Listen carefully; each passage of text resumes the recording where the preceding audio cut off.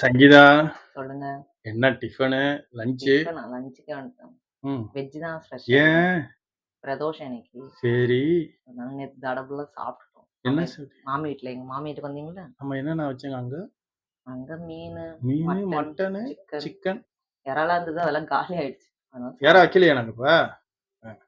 சரி, நீ முட்டை, வெஜ் தானா? வெஜ் தான். 1 பிரதோஷமா? வீக்குக்கு வெஜ். 1 வீக் வெஜ் தான். ரொம்ப சந்தோஷம். வெஜ் தான். வாங்க மக்களே பார்ப்போம். பிரியாணியா? பீட்ரூட் புலாவ். பீட்ரூட் புலாவா? பீட்ரூட்டை காணோம்.